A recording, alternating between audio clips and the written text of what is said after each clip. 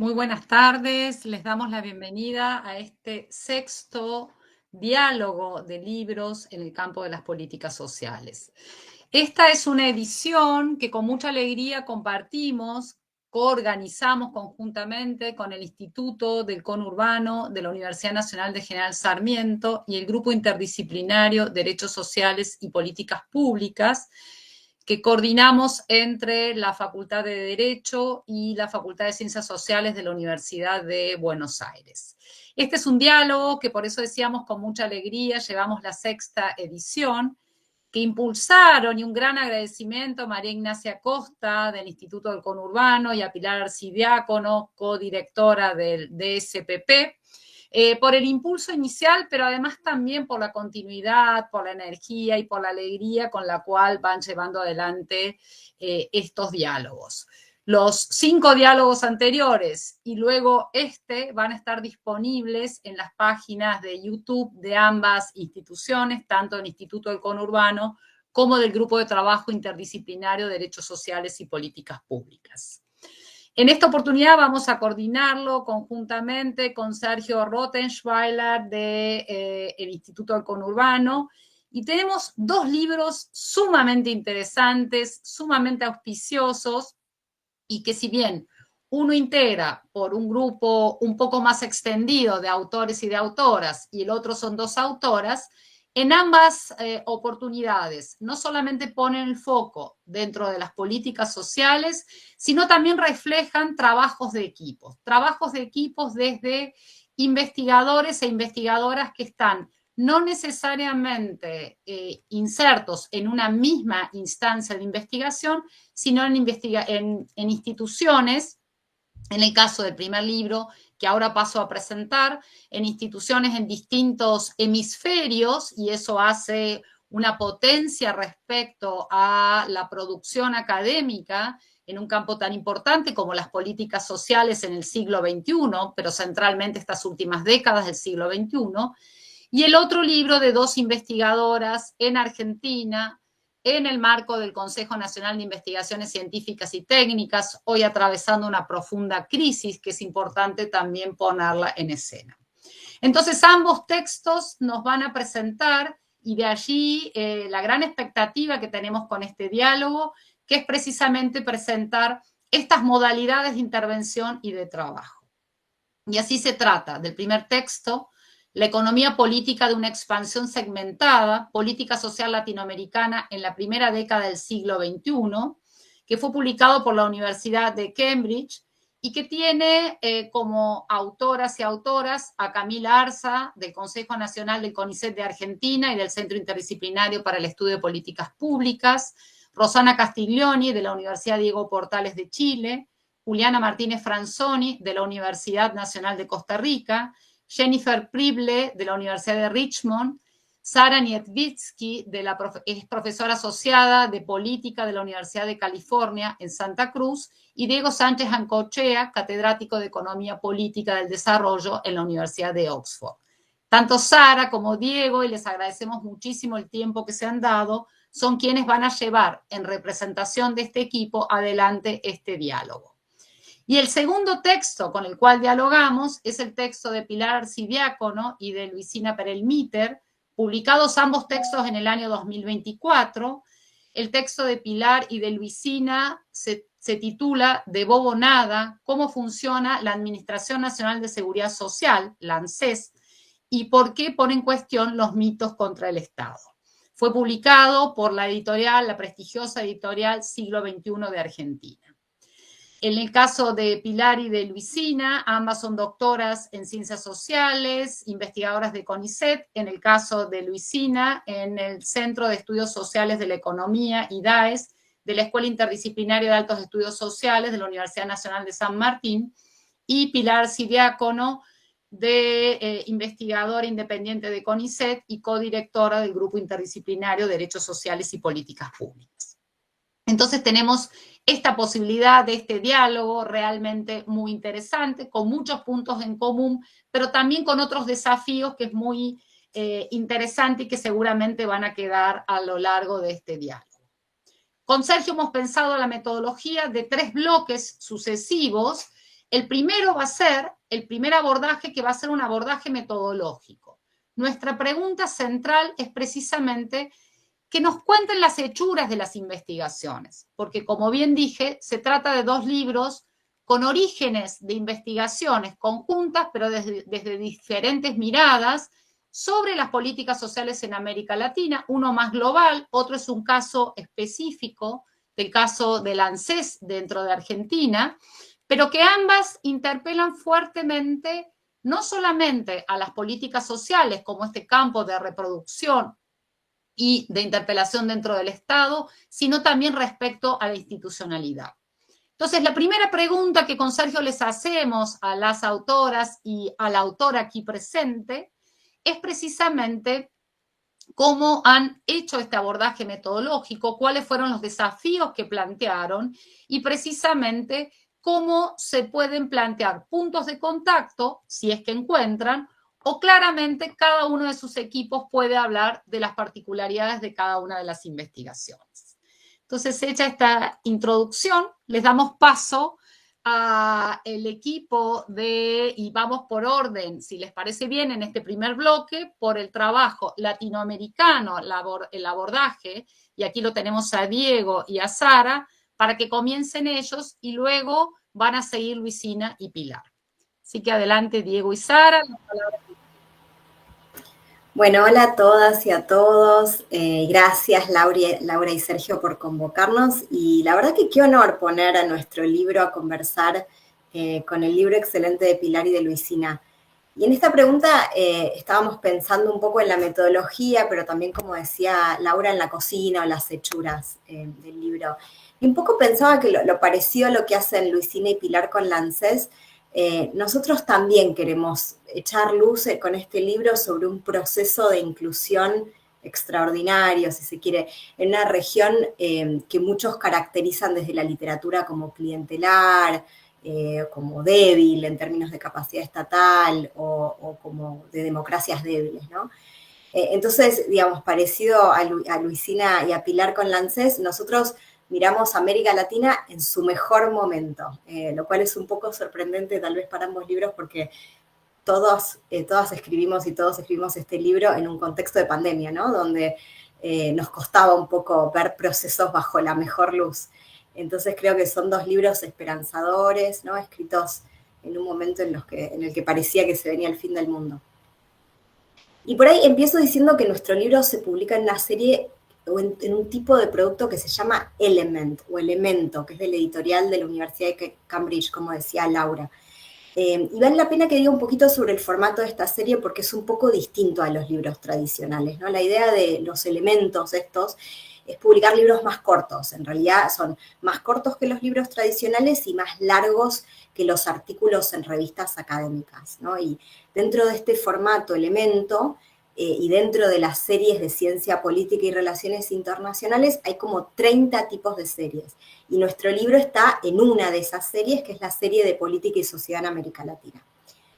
Y doy esta introducción porque el lugar de publicación explica un poco el abordaje metodológico que nosotros tenemos, porque el foco está puesto en hacer un balance de la literatura sobre la época expansiva de la política social en América Latina.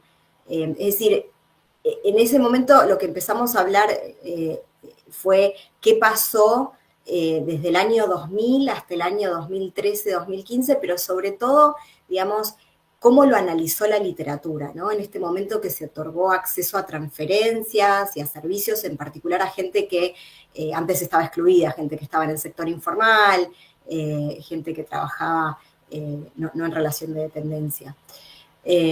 Entonces cada una de las autoras y Diego venía trabajando distintos aspectos de esta época expansiva en su propio trabajo y la idea fue juntar nuestro conocimiento colectivo y hacer un inventario del estado del arte en este campo de estudio. Entonces ese fue siempre el objetivo desde el inicio, ¿no? Analizar la literatura existente sobre la expansión de la política social en América Latina durante la primera década del siglo XXI. Y para hacer este trabajo nos basamos, digamos, como decía, en nuestro conocimiento y nuestras publicaciones, pero también publicaciones en la literatura, revisamos más de 250 artículos académicos, libros, capítulos de libros, documentos que estudian el periodo y principalmente estaban publicados entre el 2000 y el 2021, que fue cuando empezamos a escribir el libro. Y la selección en estos trabajos que seleccionamos fue en investigaciones teóricas y empíricas, ¿no? Porque nuestro objetivo fue revisar de manera crítica la literatura académica que estaba proponiendo conceptos, tipologías, teorías para tratar de entender la trayectoria de expansión de la política social. Por supuesto que esta lista no es completa, cada uno y cada una venía con sus propios sesgos, con sus propios antecedentes disciplinarios, con experiencia en sectores y en diferentes países. De hecho, yo estudio sobre todo Sudamérica, pero por suerte Diego y Juliana se focalizan en América Central, ¿no? Entonces, digamos, esta diferencia regional era importante. También entre los autores hay cientistas políticas como yo, Rosana y Jenny, sociólogas, y Diego, que es economista. Y entonces, digamos, y al mismo tiempo, como decía también Laura, algunos trabajamos desde el norte global, como Diego, Jenny y yo, y otras personas están en América Latina, como Rosana, Julián y Camila. Y yo creo que es una fortaleza del trabajo, ¿no? Que parte de ahí, ¿no? La diversidad de perspectivas del equipo, de dónde venimos, qué países estudiamos, en qué sectores nos focalizamos. Y entonces, desde la primera versión que mandamos a la editorial, quisimos representar un poco eso, la diversidad en la literatura. Empezamos por definir el fenómeno, lo llamamos una expansión segmentada, en la que por un lado hubo expansión en pensiones, en asistencia social, también en servicios de salud y cuidado, ¿no? Que permite incorporar, como venía diciendo, a grupos que antes habían estado excluidos, ¿no? Las familias con bajos ingresos, las personas que trabajan de forma autónoma o informal, personas con baja calificación, mujeres en el servicio doméstico. O sea, una cosa que nos parecía claro y un acuerdo que teníamos en el equipo, imagínense con 6 coautores, es difícil encontrar acuerdos, pero una cosa que teníamos en acuerdo era que el sistema de protección social en América Latina había aumentado y había mejorado en una nueva ola de incorporación social en la primera década de los 2000. Pero también acordábamos con que esa expansión había sido segmentada, es decir, que no había cambiado de manera significativa las características originariamente desiguales de estos sistemas. Lo que decimos es que en casi todos los países se mantienen como distintos carriles de incorporación según la situación de la persona en el mercado laboral y la clase, pero también según género, raza, etnia, estatus migratorio y si la persona vive en un lugar rural o urbano. Entonces, lo que mostramos es que si bien las poblaciones desfavorecidas se beneficiaron de la expansión en la mayoría de los casos, en la mayoría de los países, en la mayoría de los sectores, siguen existiendo patrones históricos de exclusión y desigualdad, tanto en el acceso a la política social como en el tipo y la calidad de política social al que se accede. Y para poder caracterizar este fenómeno de expansión segmentada, lo que encontramos es que no se puede solo mirar al gasto y a la cobertura de la política social, sino que también se necesita mirar a otras características, como la generosidad, la calidad, la equidad. Y nos parece que esa es una contribución de la literatura latinoamericana, que va más allá de los indicadores tradicionales de gasto y cobertura, y mira otro tipo de indicadores como generosidad, calidad y equidad. Entonces, digamos, volviendo un poco, el objetivo del estudio, la expansión segmentada, fue nuestro foco desde el principio y teníamos acuerdo, pero la verdad que algo cambió en el proceso de publicación, y es que inicialmente nosotros no queríamos presentar un argumento muy consolidado, precisamente porque queríamos representar esos acuerdos y desacuerdos en la literatura. Pero acá fue donde me parece que el proceso de publicación ayudó mucho, ya que tanto los editores de esta serie como los revisores nos fueron empujando para tener un argumento concreto, ¿no? Entonces, el libro ahora, para el que lo lea, tiene un argumento muy concreto que lo voy a explicar ahora, que, digamos, muestra los acuerdos fundamentales en la literatura y tiene una sección cortita sobre otros factores que merecen más atención. Entonces, bueno, ¿qué lo explica? ¿Qué explica la expansión segmentada? Entonces decimos que la democracia y las condiciones económicas favorables facilitaron la expansión de política social, pero que la expansión fue segmentada por los legados de política. Entonces, tres cosas cortitas y con esto cierro para ver si Diego quiere agregar algo. Lo primero, la democracia permitió a los movimientos sociales y a los partidos de izquierda organizarse, movilizar demandas de expansión, y estas demandas tuvieron una presencia importante en épocas electorales y sobre todo en contextos de alta competencia electoral.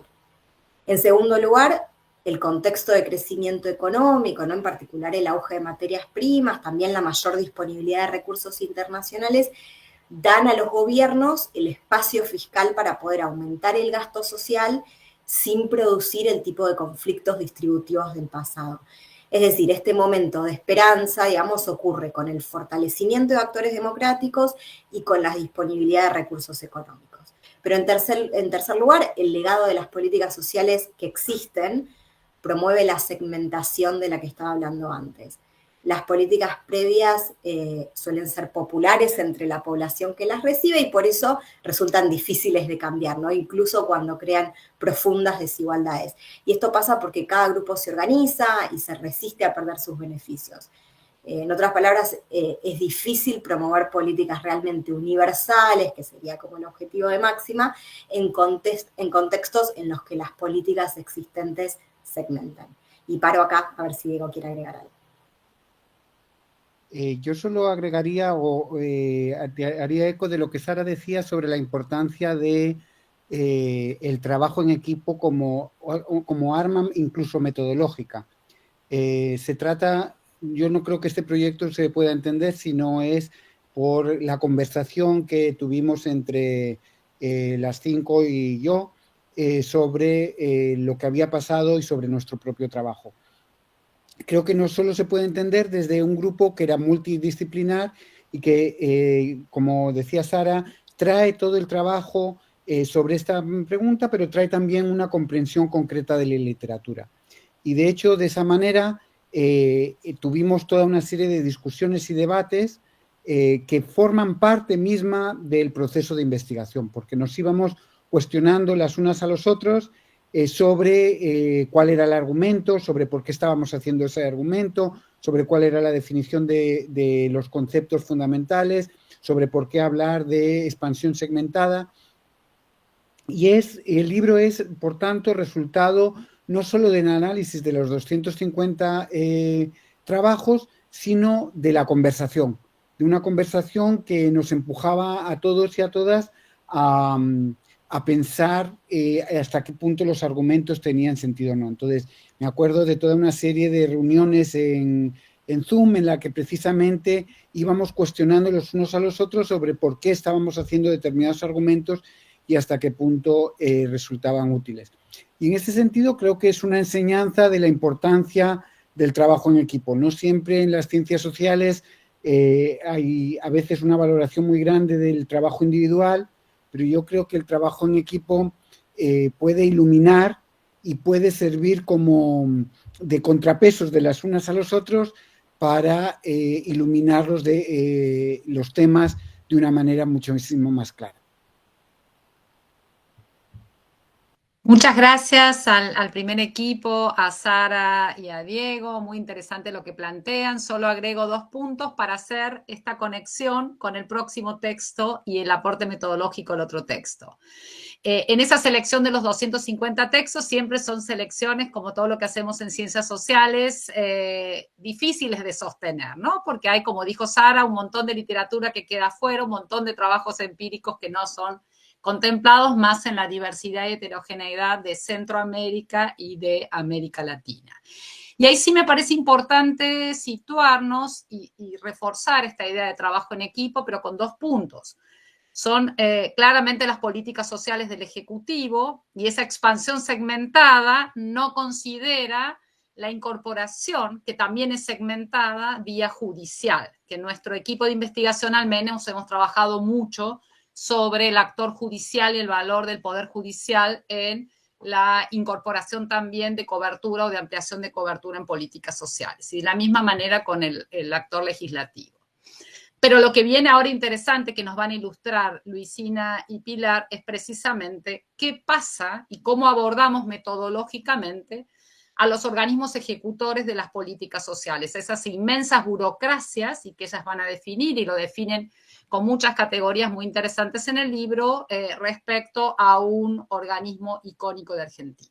Adelante, Luisina Pilar. Me desmuteo. Bueno, buenas tardes a todos, muchas gracias. Una actividad súper interesante, un placer leer el libro de Sara, Diego y las otras autoras que, bueno, que venimos leyendo, ¿no? Son Jennifer Preble, Rosana, Sari, Diego, bueno, son autores que a los que nos interesan las políticas sociales venimos leyendo. Este libro, que tiene un título polémico, ¿no? Para una discusión académica, que a veces hoy, en la discusión de hoy, puede resultar engañoso, ¿no? También sobre lo que, digamos, las ideas centrales del libro, pero también fue, como el de ustedes, ¿no? Un libro muy dialogado, ¿no? Que comenzamos en pandemia con Pilar, nosotras, Pilar con una trayectoria más de investigación en políticas sociales, y yo con una trayectoria más vinculada a la sociología política de las organizaciones estatales, ¿no? A la etnografía política del Estado.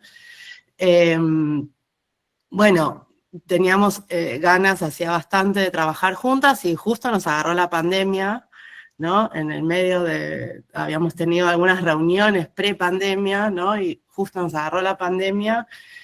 Y participamos juntas de un proyecto de investigación que se concentraba en el análisis, los PISAC, ¿no? Los proyectos PISAC en Argentina, durante que se concursaron en el 2020, se ejecutaron en el 2021, y eran proyectos de investigación de gran escala que unían equipos de investigación de 10 ciudades, ¿no? En el caso del que participamos nosotros, para el análisis de la implementación del IFE, ¿no? Del IFE y del ATP, lo que fueron los subsidios a las familias y a las empresas, ¿no? Durante los momentos más álgidos, ¿no? del encierro. Y bueno, participando de esa investigación, ¿no? Es como, bueno, descubrimos algo que era evidente, por otro lado, ¿no? Como puede pasar en general en la investigación, y era lo poco que sabíamos sobre ANSES, ¿no? Que es el organismo, la Administración Nacional de la Seguridad Social, un organismo típicamente burocrático, ¿no? Donde la gente va a hacer trámites, ¿no? Trámites, un organismo creado en los mediados de los 90, para administrar, o sea, centralizar las cajas jubilatorias, que luego fue reducido, ¿no? Porque se privatizó el sistema de jubilaciones y pensiones, pero que desde el 2002 en adelante, después de la crisis del 2001 en la Argentina, se expandió de manera segmentada, ¿no? Es decir, el argumento, quiero decir, nuestro libro podría ser parte de ese corpus y encajaría bien, digamos, algunas de las cosas, ¿no? Que dice nuestro libro. Bueno, y entonces, conversando, ¿no? Sobre qué investigación hacer, ¿no? Con Pilar, decidimos unir nuestras fuerzas, y realmente empezamos como una especie de aventura, ¿no? Porque,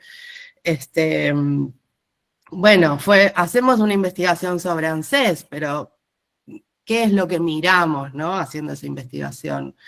Entonces, bueno, lo que hicimos en principio fue algo, digamos, que se suele hacer en las etnografías políticas, ¿no? Que uno empieza a conversar con personas, ¿no? Que participan de ese organismo, ¿no? Hicimos lo que en la literatura sobre etnografía política se llama una etnografía política multiespacial. Entonces, bueno, comenzamos a entrevistarnos, un poco beneficiadas por la pandemia, ¿no? Porque el encierro habilitaba intercambios que en otro momento, sin encierro, no hubieran sido tan factibles o tan habituales, ¿no? Por más que hubieran sido técnicamente posibles, no había un hábito, ¿no? Entonces, pudimos entrevistar gente que estaba trabajando en ANSES en distintos lugares del país, ¿no? En las oficinas locales de ANSES en distintos lugares del país. Era relativamente más sencillo coordinar entrevistas, ¿no? Hicimos más de 60 entrevistas en profundidad. Pero bueno, en este momento inicial comenzamos, ¿no? Con algunos funcionarios, algunos operadores, ¿no?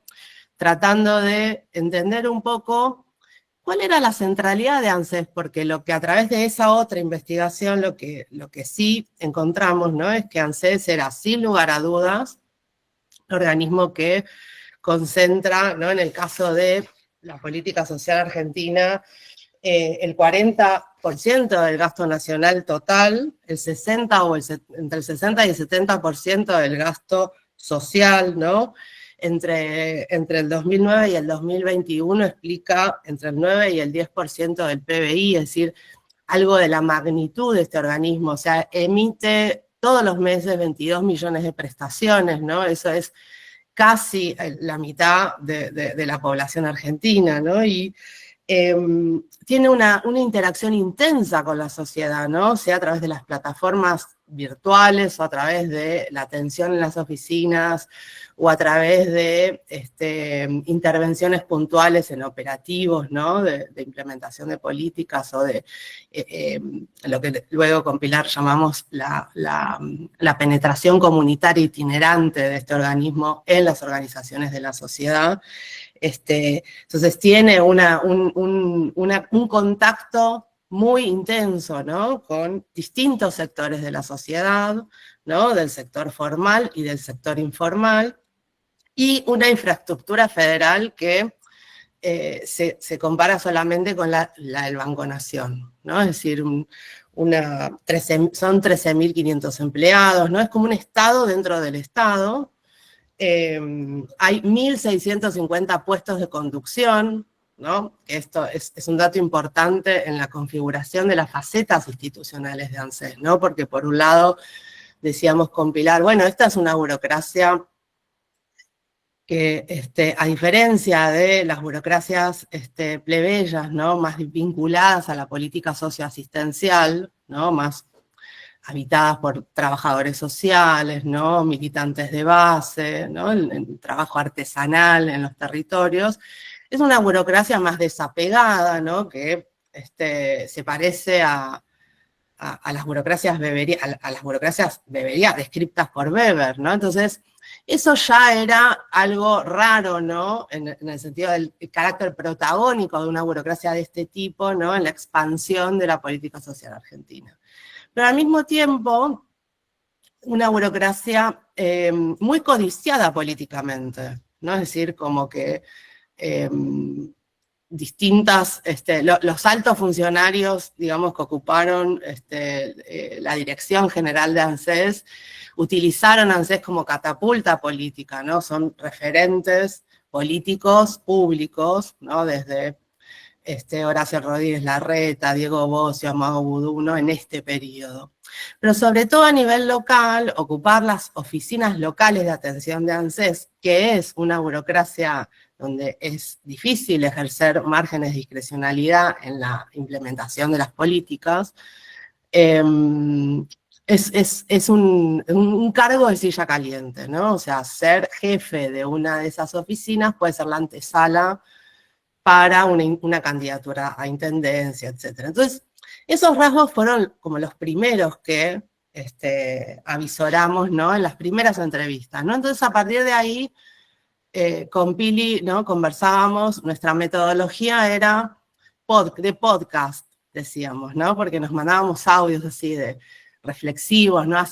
Casi todas las entrevistas las hicimos juntas, y entonces después de las entrevistas nos mandábamos audios largos, ¿no? Cada una con sus reflexiones, ¿no? Realmente en ese sentido fue muy dialogado, ¿no? La construcción de las ideas, ¿no? Alrededor de esta investigación, y fue muy progresiva, ¿no? Bueno, como suele ser en los trabajos etnográficos.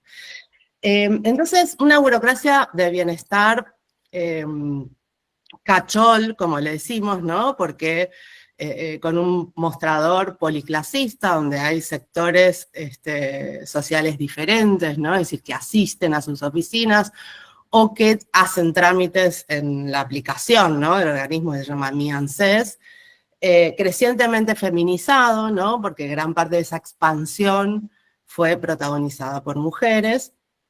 Una burocracia sistémica de masas, ¿no? Que administra una gran cantidad de prestaciones y que mantiene relaciones administrativas capilares con una parte muy importante de la población. Y una burocracia política, entonces, también, que rinde políticamente, aunque no sabíamos bien, ¿no? Más o menos cuando habíamos hecho unas 20 entrevistas, todavía no sabíamos bien cómo rendía políticamente. Entonces, un poco con esa pregunta continuamos, ¿no? Con el trabajo de campo, un trabajo de campo, bueno, que con el tiempo se fue expandiendo hacia un poquito los bordes del propio organismo, ¿no? O sea, entrevistamos también gestores y abogados previsionalistas, ¿no? Referentes comunitarios, es decir, actores que desde el territorio o desde ciertos saberes profesionales participaban de alguna manera de la vida institucional de ANSES,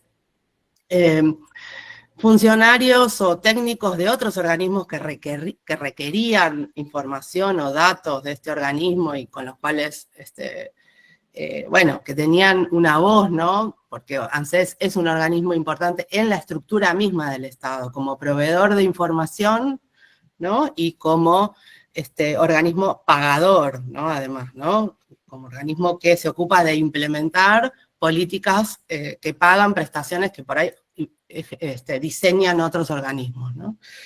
Entonces, una vez que hicimos el trabajo también, una vez que se abrió un poco el aislamiento, ¿no? Hicimos observaciones en las oficinas, en los operativos, pudimos, digamos, bueno, ver de cerca una computadora de un jefe de una oficina de ANSES, ¿no? Y cómo estructuraba la gestión de esas oficinas, es decir, el trabajo microscópico, ¿no? Que está involucrado en llevar adelante una de estas oficinas, ¿no? De gestión de la política social, ¿no? También trabajamos con materiales como memes, es decir, como twitters, ¿no? Donde de alguna manera el organismo era mencionado o era ridiculizado, caricaturizado y que recogían algo de la discusión, la tematización pública del lugar, ¿no? De este organismo en la vida de las personas, ¿no? Entonces,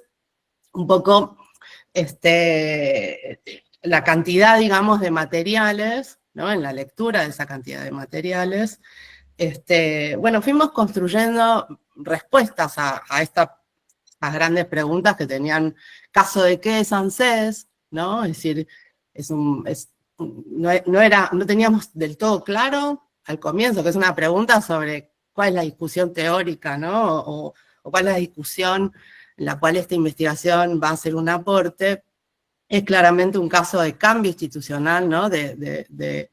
Porque entre el 2002, ¿no? Y el 2023, ANSES es un organismo que se expande enormemente, ¿no?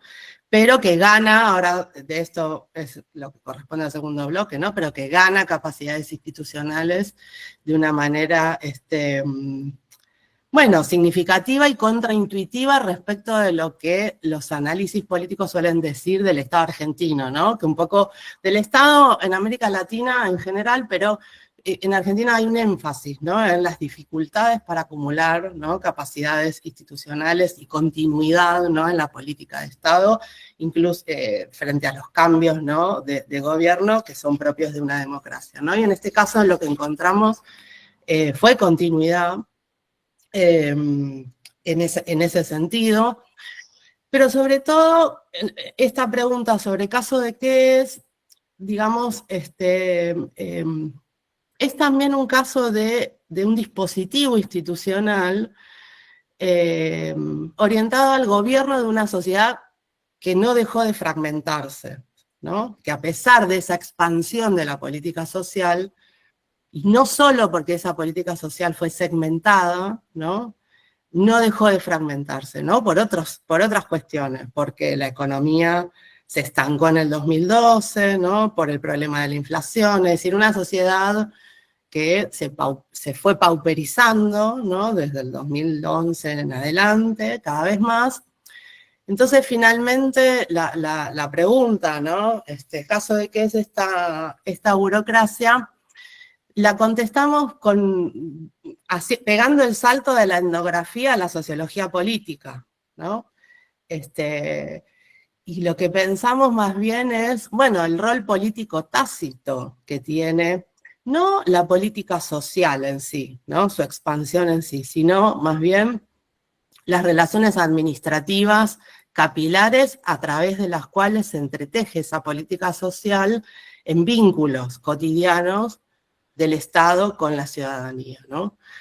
Entonces lo que finalmente decimos, ¿no? Con Pilar, es que lo que hace ANSES es producir, ¿no? La unificación administrativa de una sociedad que se le deshace en las manos, ¿no? Es decir, como va detrás de esa fragmentación social y por los dispositivos que son individualizantes, ¿no?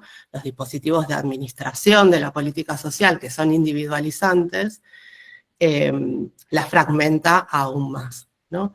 Entonces, por un lado, el libro da cuenta de la expansión, ¿no? De ese mejor momento de la política social argentina, de las políticas públicas, ¿no? En general, pero de la política social en particular de la Argentina, y por el otro lado también, para el caso argentino, despliega una hipótesis o un argumento, ¿no? Sobre, digamos, los efectos políticos, ¿no? Que el tratamiento burocrático, ¿no? O burocrático administrativo de los problemas sociales termina teniendo, ¿no? Sobre otras maneras de implementar política social. Por ejemplo, a través... Perdón, Luisina. Listo. Un poco por el tiempo para seguir con la dinámica. Cierro esta idea y listo. No, digamos, como que lo que planteamos es que esa unificación administrativa, individualizante, reemplaza de alguna manera en su eficacia política a las políticas más sectoriales o territoriales, ¿no? De gestión de la política social.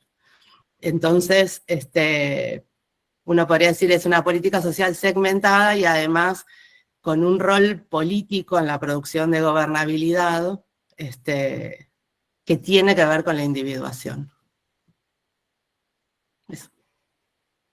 Muchas gracias, Luisina. Sergio, por favor. Hola, ¿cómo están? Bueno, un poco nos anticipó Luisina, digamos, esto, ¿no? El segundo bloque va a estar forzado, va a estar relacionado con las capacidades institucionales. Acá básicamente lo que nos proponemos, la propuesta que tenemos es concentrarnos en lo que son las transferencias monetarias, en sus distintos formatos, haciendo un foco específico en el tipo de capacidades estatales que dejan instaladas, y considerando los distintos efectos que han tenido lugar estos años y hasta, digamos, décadas en términos de implementación, ¿no? Digamos, también esto, lo que proponemos es tratar de pensar en cómo estas capacidades se han transformado, adaptando en el marco de este esquema de transferencia, y teniendo en cuenta algo que tanto aparece con el comentario de Luisina y también con Sara, en el sentido de que estos nuevos programas lo que traen es gente nueva, digamos, yendo a organismos tradicionales de la seguridad social, ¿no? Y eso, por supuesto, puede generar no solo desafíos desde el punto de vista burocrático, logístico, los sistemas de información, sino también que uno podría pensar que puede haber hasta choques culturales, digamos, de varios sentidos. Así que bueno, me callo, bueno, 10 minutos, digamos, seguimos con el mismo orden, así que bueno. Así que sigue el grupo de Sara y Diego. Perfecto. Entonces empiezo yo, nosotros en el libro, las transferencias de las que más hablamos son, por un lado, las pensiones no contributivas y por otra, las transferencias monetarias condicionadas. Y son en estas dos en las que voy a hacer referencia brevemente. Prácticamente todos, hablando primero de las transferencias condicionadas, las Conditional Cash Transfers en las CCTs, en el término en inglés. Prácticamente todos los países de la región implementaron estos programas que buscaban fundamentalmente reducir la pobreza a través de una transferencia de carácter monetario relativamente pequeña para las familias que cumplían toda una serie de condiciones. Como bien sabéis, son transferencias que surgen inicialmente en Brasil y México a finales de los años 90, que son los grandes precursores no solo en la región, sino a nivel mundial, y se extienden por la región de forma muy rápida. De hecho, para 2011 ya había 18 países que tenían un programa de transferencia condicionada, básicamente todos los de la región, con la excepción de Venezuela y Nicaragua, que tenía más bien transferencias en especies, y estas transferencias cubrían a una quinta parte de todas las familias y alrededor del 19% de las personas en América Latina. Son transferencias que aumentaron de forma muy significativa en el periodo que nosotros estudiamos, yendo desde alrededor de solo un 3.6% en el 2000 a un 22.6% en el 2010 y bajando un poquito en los siguientes años, cuando se para la expansión, para acabar en un 20%, ese quinto que decíamos, de la población en el 2016. Y son transferencias que se convierten en un instrumento sumamente popular a nivel de toda la región y además sumamente centrados en el consenso entre los distintos partidos políticos.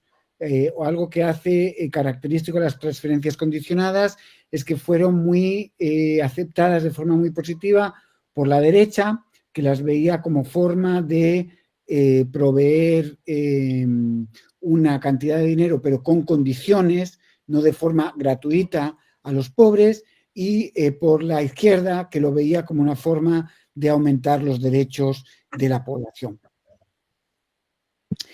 Por otro lado, tenemos que la cobertura de pensiones en este periodo de expansión del que hablaba Sara en nuestra primera intervención, también aumentaron de forma muy significativa. Así, las pensiones crecieron desde alrededor de un 51% de los mayores de 65 años en el 2000 a un 76%, 3/4 partes de la población en el 2017. Y esa expansión fue fundamentalmente por la creación de nuevos programas no contributivos que se alejan de aquellos que estaban proveídos por la seguridad social hasta entonces. Lo que hace nuestro manuscrito es mostrar que se produjo una expansión de los programas de transferencias en las distintas dimensiones. Sara las mencionaba brevemente, pero dejarme que los vuelva a repetir. Hay un aumento, una expansión, en primer lugar, en acceso, en la medida en que hay una mayor cobertura de programas ya existentes. Se trata, por ejemplo, de las pensiones no contributivas, pero también que se crean nuevos programas como las transferencias condicionadas. Es una expansión en la generosidad de los programas, en la medida en que hay unos beneficios financieros que van creciendo a lo largo del tiempo. En algunos de los países, por ejemplo, las transferencias condicionadas y las pensiones se ajustan al incremento de la inflación y de esta manera hay un crecimiento sostenido, a veces incluso en términos reales en cuanto a los beneficios provistos. La tercera dimensión de expansión de las transferencias es en la que llamamos asignación, algo que ya Jenny Priebel en su libro sobre universalismo mencionó. Se refiere a que son beneficios en general, aunque no siempre, de carácter no discrecional y con altos niveles de transparencia, lo que los hace distintos al clientelismo tradicional que había dominado en la región. Y la última dimensión de la expansión tiene lugar en términos de la equidad, en la medida en que el hecho de que se incorporan grupos que hasta entonces no habían recibido beneficios hace que disminuya la inequidad y la desigualdad hasta cierto punto, aunque se mantiene en algunos elementos, como es el hecho de las diferencias entre las pensiones no contributivas y contributivas en cuanto a la generosidad de las mismas. Si bien, por tanto, hay una expansión que va transformando el Estado y haciendo un Estado que tiene una apertura a grupos de población que hasta entonces habían sido excluidos, es una expansión de las transferencias de carácter segmentado, que ha sido muy distinto para distintos grupos de población. Dicha segmentación tiene sin duda implicaciones tanto en la forma en que se da el entramado institucional de las políticas como en la sostenibilidad política de las mismas a lo largo del tiempo. Así, en el caso de las transferencias hay tres tipos de segmentación que son significativas. En primer lugar es la segmentación de clase socioeconómica. Las transferencias condicionadas fueron parte de la entrada de la asistencia social en los regímenes de política social de la región y en general crearon pocos lazos con otras transferencias propias de la seguridad social, aunque hubo por supuesto excepciones como es el caso mismo argentino hasta cierto punto. De esta manera lo que se hace es crear un Estado paralelo al que existía hasta entonces, con programas que cubren a los más pobres y que tienen pocos vinculación con los beneficios recibidos por otros grupos poblacionales. Es el caso también de divisiones de segmentación de clase en el caso de las pensiones no contributivas, que son fundamentales para los sectores informales, pero que tienen una menor generosidad que las pensiones contributivas. La segunda segmentación significativa es la segmentación de género, en la medida en que las transferencias condicionadas dieron recursos a las mujeres y de esa manera contribuyeron a su decomodificación, en la medida en que le dan una cierta libertad en cuanto a los recursos de los que disponían. Sin embargo, son a la vez programas muy maternalistas que consolidan el papel de la mujer como proveedora y dificultan su entrada en el mercado laboral. Son además programas que tuvieron bajos niveles de generosidad y que incluyeron condicionalidades que fueron muy exigentes en términos de tiempo para las mujeres. Y la tercera segmentación, de la que hablaba también Sara, es la segmentación por lugar de residencia.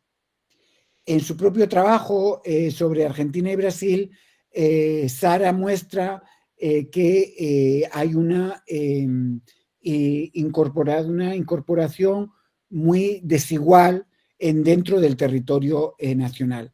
Así, en el caso de las transferencias condicionadas argentinas, la asignación universal por hijo, en el primer año llegaron a prácticamente todas las familias pobres en provincias como Santa Cruz y La Pampa, mientras que solo un 10% en provincias como San Luis.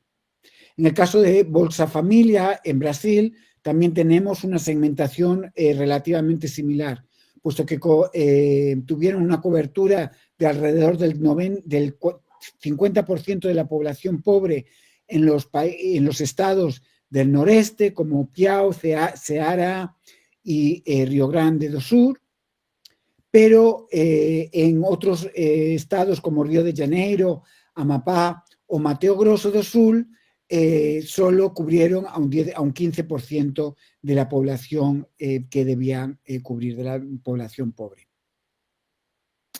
Por otro lado, y esto sí que tiene que ver con la creación y la construcción del Estado, en términos de transparencia, si seguimos el trabajo de la O, nos encontramos que hay una implementación muy distinta según países de los programas de transferencias condicionadas.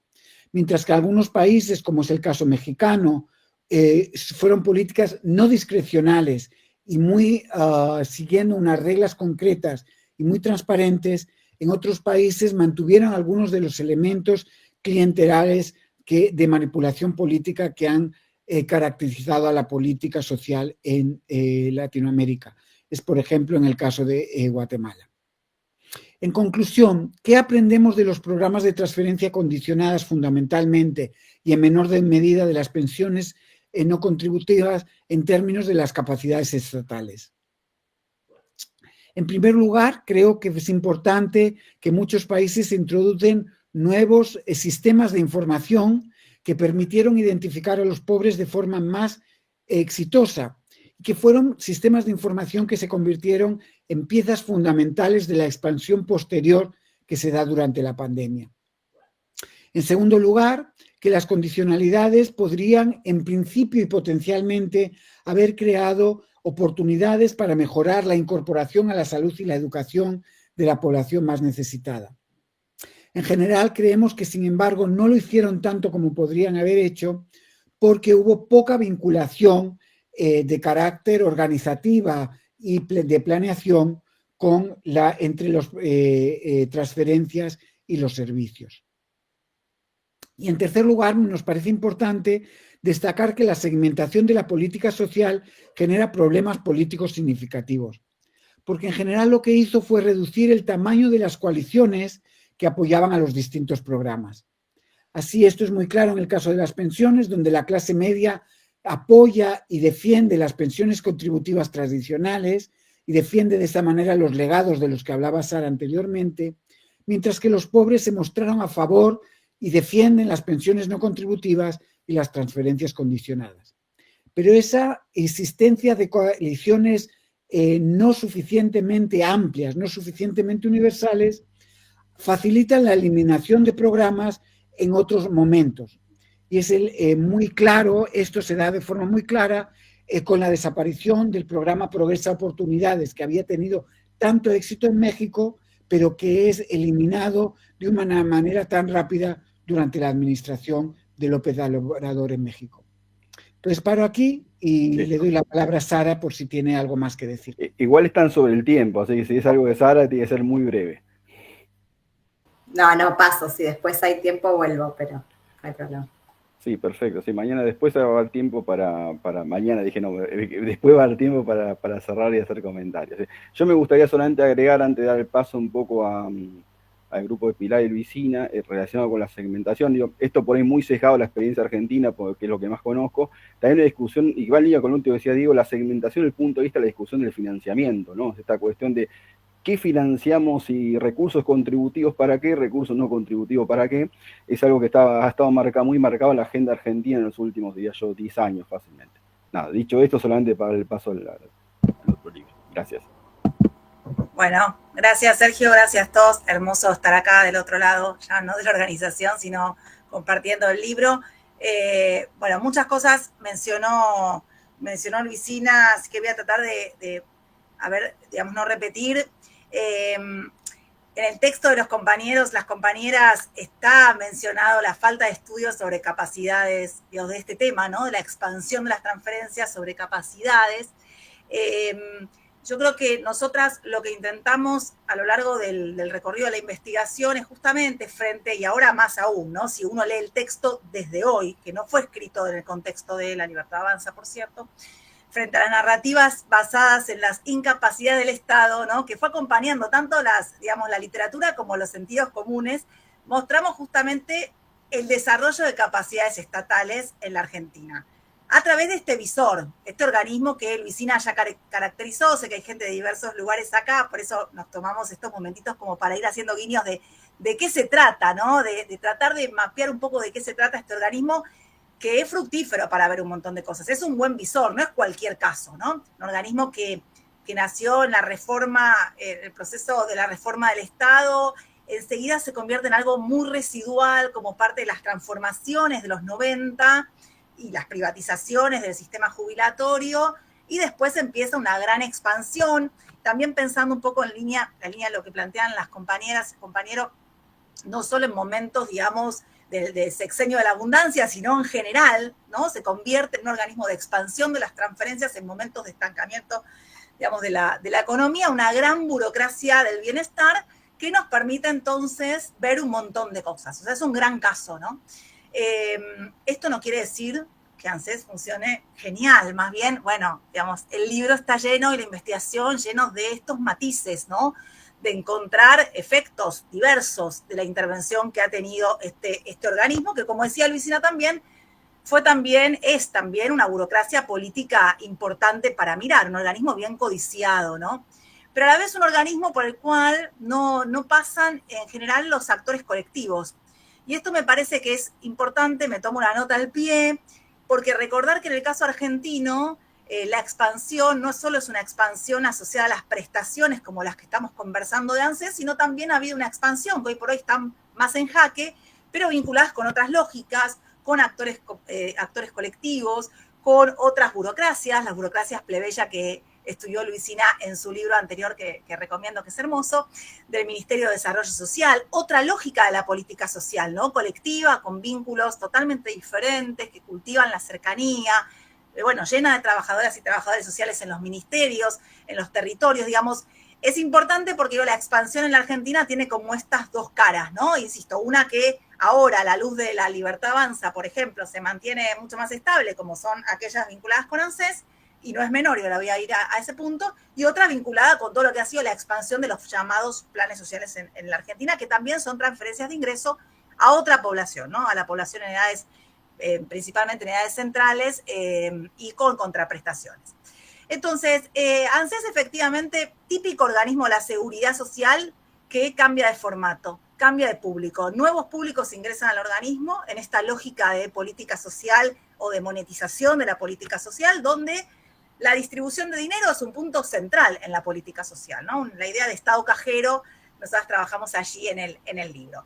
Prestaciones en distintos momentos, prestaciones estables, que permanecen a lo largo del tiempo, que son todos los meses, mensualizadas, o prestaciones ante situaciones excepcionales, como las inundaciones, como una pandemia, o sea, actúa en emergencias también, ¿no? Digo, tiene esa capacidad de actuar también en emergencias.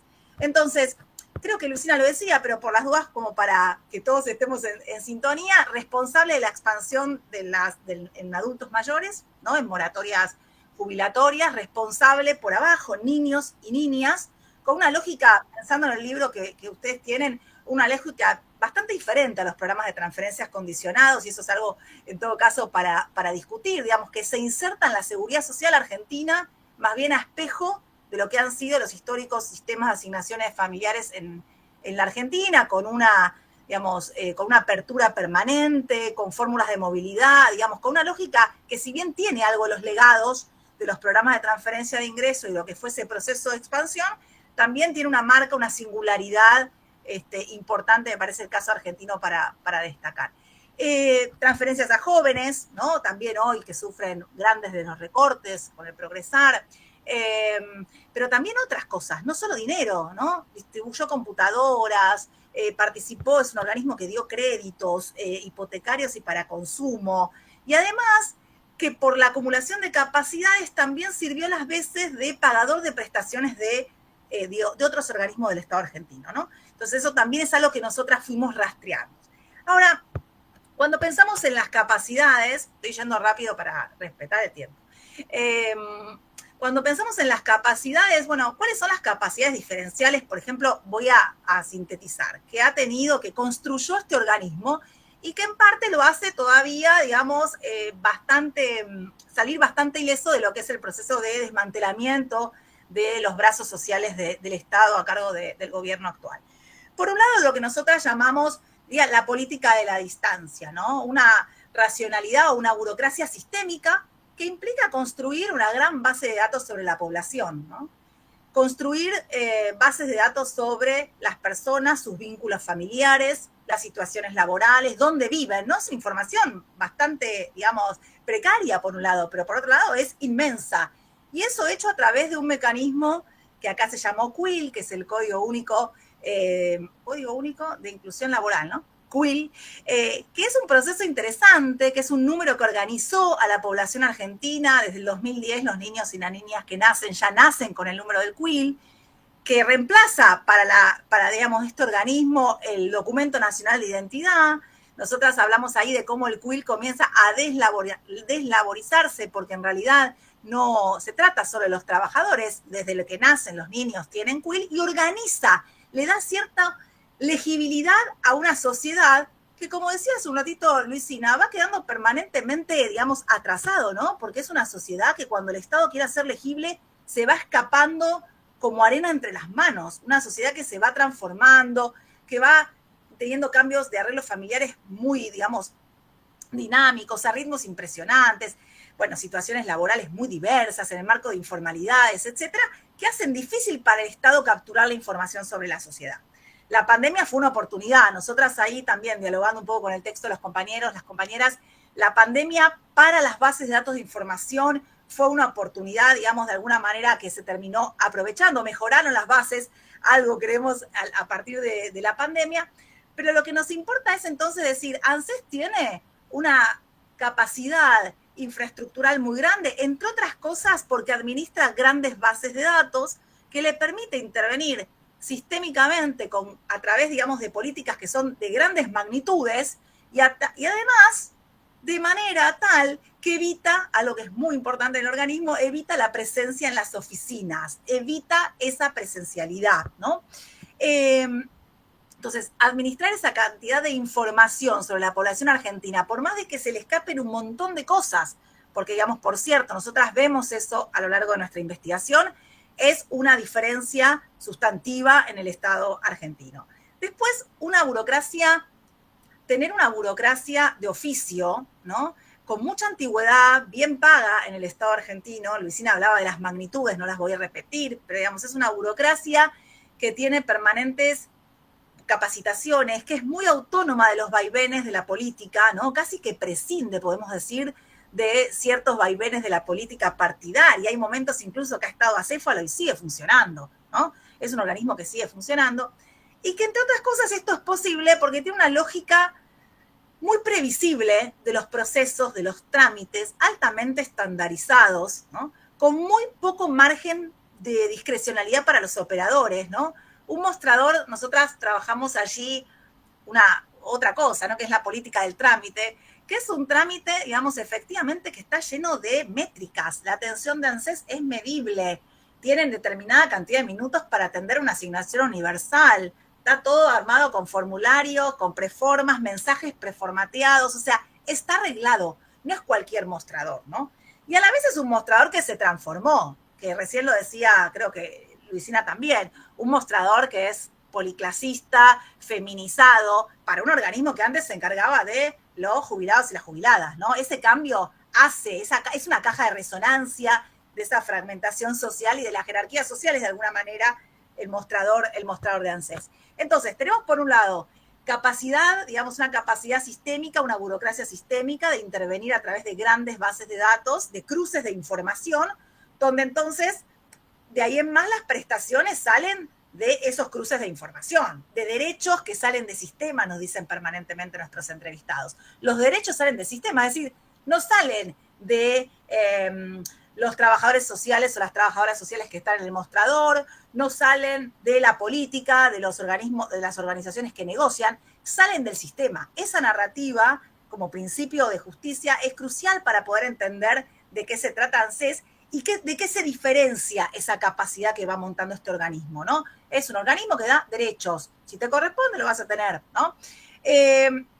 Y por otro lado, digamos, de esta lógica, insisto, una lógica de un trámite muy reglado, una relación con la sociedad con estas características. Y por último, digamos, en relación con lo que vemos en términos de cómo va construyendo esta capacidad, una penetración territorial inmensa. Creo que Lu mencionaba lo de las más de 400, llegó a 450 oficinas.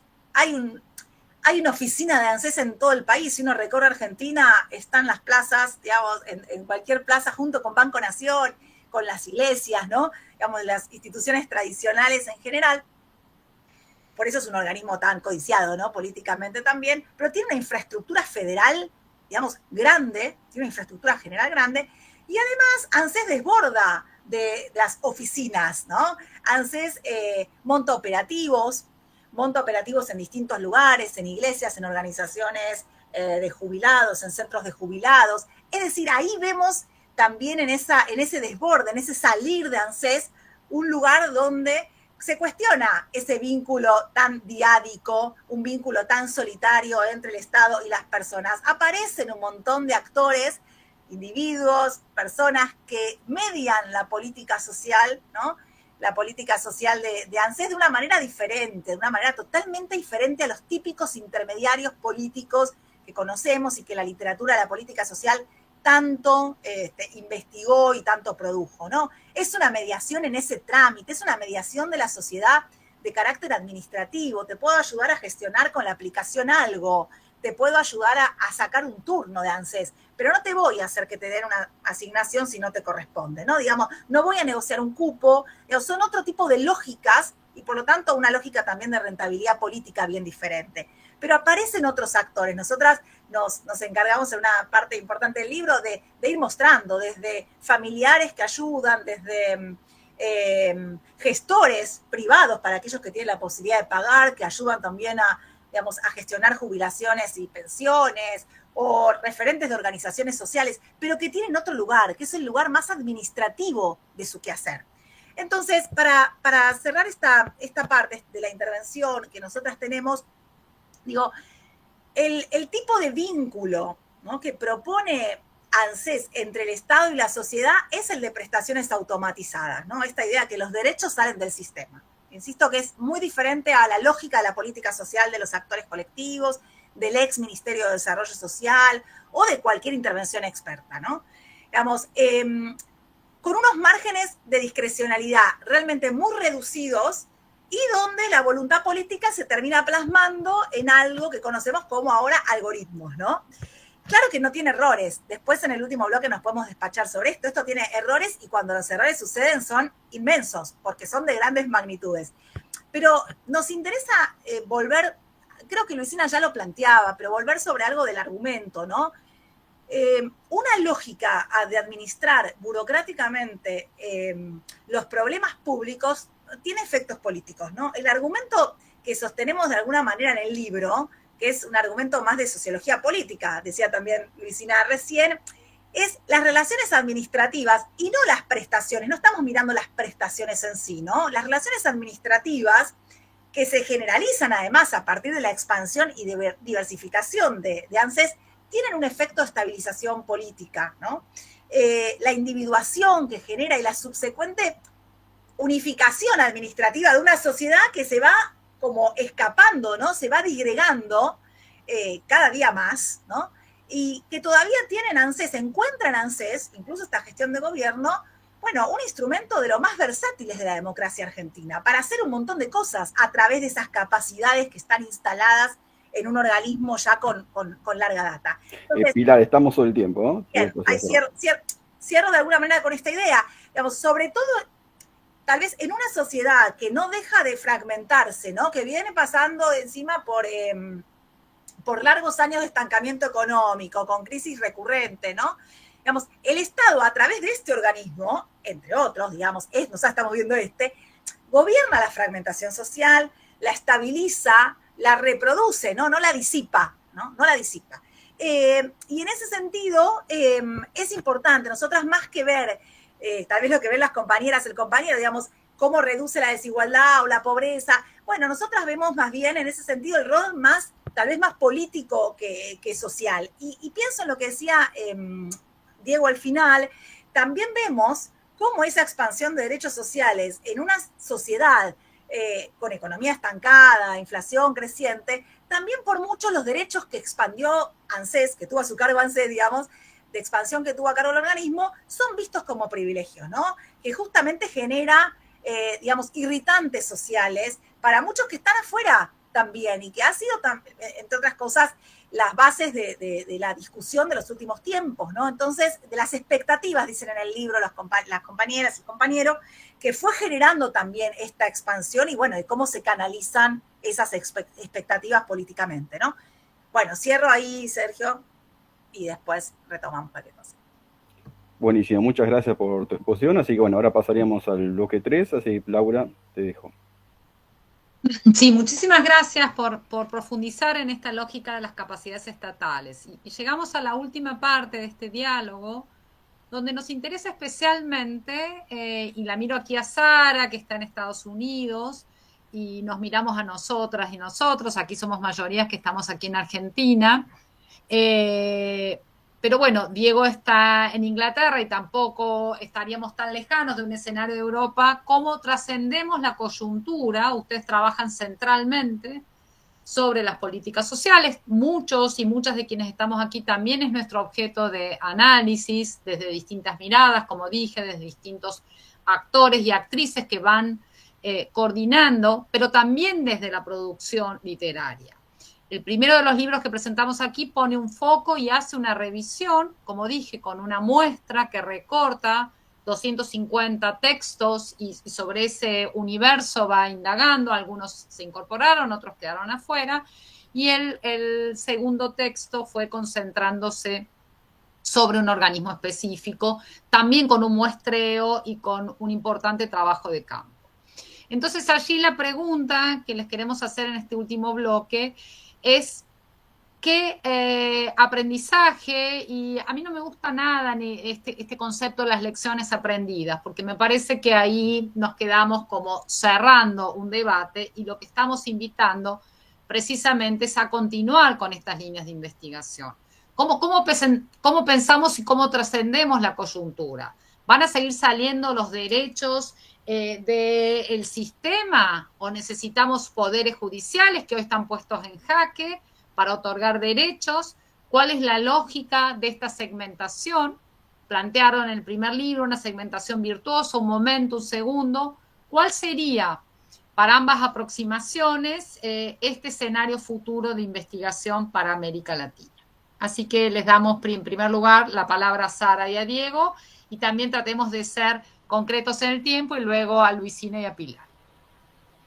Bien, bueno, gracias. Me comprometo públicamente a no hablar más de 5 o 6 minutos. Párenme, si no, así doy tiempo a Diego también para que reflexione. Y a mí me parece que el desafío más grande, que a su vez, digamos, responde a la pregunta porque abre estas nuevas agendas de investigación, claramente es el fin de la era expansiva y también la erosión de la democracia en toda la región, ¿no? Desde más o menos, digamos, cada una y cada uno tiene un distinto corte, ¿no? Creo que Pilar hablaba del 2011, nosotros del 2013-2015, ¿no? Lo que pasa en la región es que la mayoría de las condiciones que hicieron posible esta expansión cambiaron, ¿no? Hoy el futuro de la protección social en la región es fundamentalmente preocupante, ¿no? En un contexto de limitaciones presupuestarias, de erosión de la democracia, de aumento del malestar social, de ascenso de la derecha, y en casos como el argentino o el norteamericano, que decía Laura, aumento de la extrema derecha con un discurso antiestado y de motosierra, ¿no? Entonces es difícil pensar que en este contexto regional se vaya a priorizar la expansión o disminuir la segmentación de la que Diego estaba hablando. Entonces, a primera vista, con democracias debilitadas, partido de extrema derecha, condiciones fiscales más precarias, el presente y el futuro parece sombrío, ¿no? Y la literatura, incluyendo trabajos de las y los aquí presentes, ha empezado a analizar este contexto. Y bueno, si el contexto cambió, sí podemos decir que el conocimiento que se acumuló sobre la expansión de la política social, que es nuestro objeto de estudio en el libro, nos puede ayudar a entender mejor esto que está pasando ahora y darnos tal vez algún atisbo de esperanza, ¿no?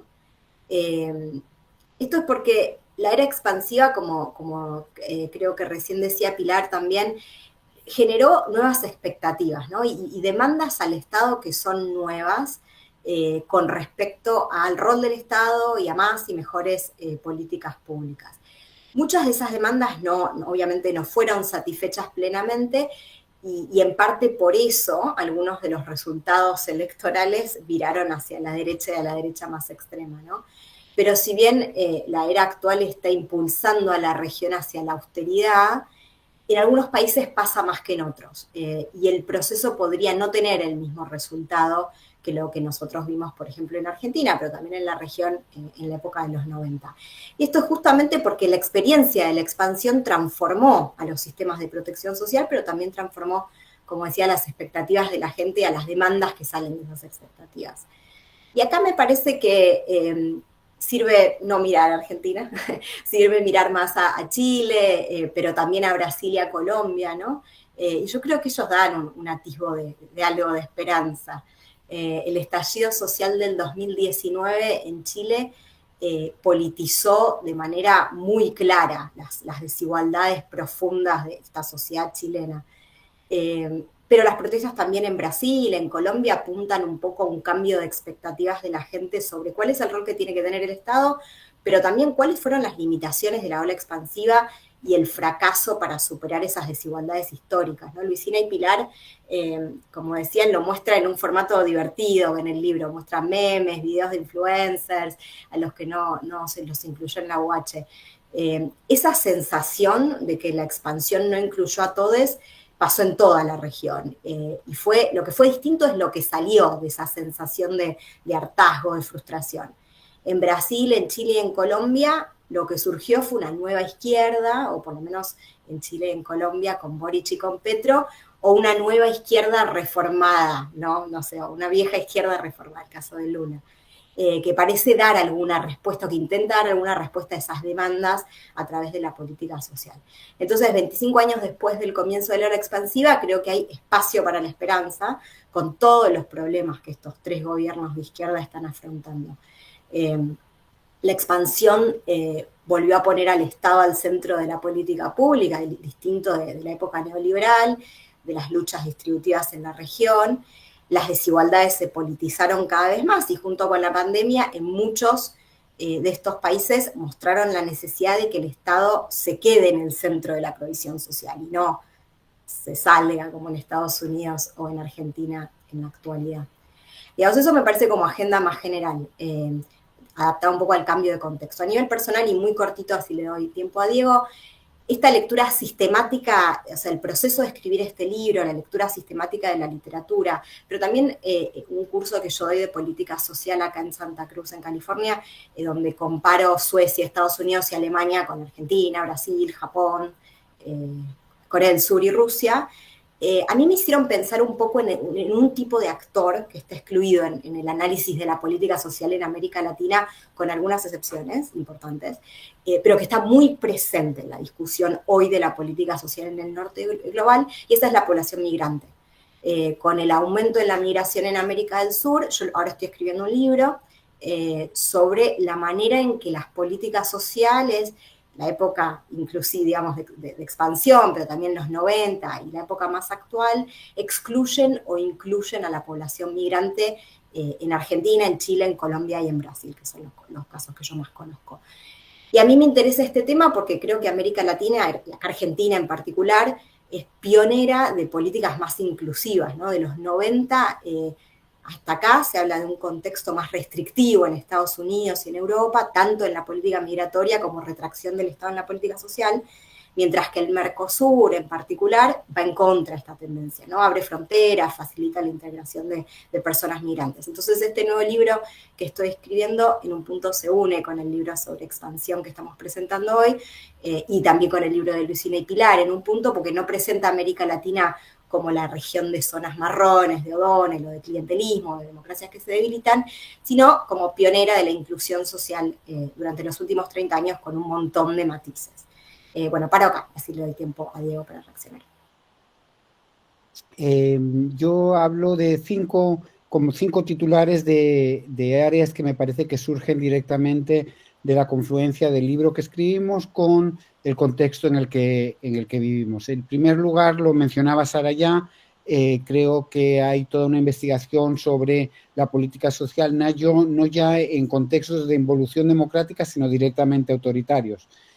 Así, Juliana y yo estamos empezando a pensar en cómo ha sido la política social en contextos como el nicaragüense o el de El Salvador, donde ya nos encontramos en regímenes claramente autoritarios y hasta qué punto se distinguen o no de su previa fase democrática. Y creo que ese es un área de investigación súper importante que vincula también a la literatura que se está dando en otras zonas del mundo como China o como algunos países europeos. En segundo lugar, creo que de nuestro libro y de la literatura sobre universalismo surge toda una necesidad de pensar más la vinculación entre expansión segmentada y coaliciones sociales. hasta qué punto se están creando o no vinculaciones políticas entre los sectores formales e informales de la economía y cuál es el papel central o no de la clase media en determinar la evolución de los programas sociales. El tercer lugar, que lo hablábamos anteriormente y que sin duda está en el centro del trabajo de Luisina y de Pilar, tiene que ver con la vinculación y la relación entre la política social y la capacidad estatal. Hasta qué punto nos encontramos con que las nuevas políticas desarrolladas en los 20 años han fortalecido capacidades estatales, hasta qué punto no han sido efectivas de forma significativa. Y claramente esto vincula a la cuarta, el elemento que te quería mencionar, que son las diferencias a nivel regional dentro de América Latina. Porque todas estas, todo lo que ha pasado, sin duda, lo que ha hecho es a veces consolidar la separación entre los regímenes de política social de los países más exitosos, como puede ser el caso uruguayo, de los países menos exitosos, como ha sido el caso de Guatemala. Entonces, sería interesante volver a las clasificaciones sobre regímenes de política social y ver cómo han cambiado y cómo se encuentran en este momento. Y la última, que creo que es una de las más fundamentales, tiene que ver con las relaciones y las interacciones entre la provisión pública y la provisión privada de la política social. Es interesante que la expansión segmentada se dio con a la vez una expansión del mercado, es decir, en algunos países se dio también la expansión del Estado y del mercado de forma simultánea.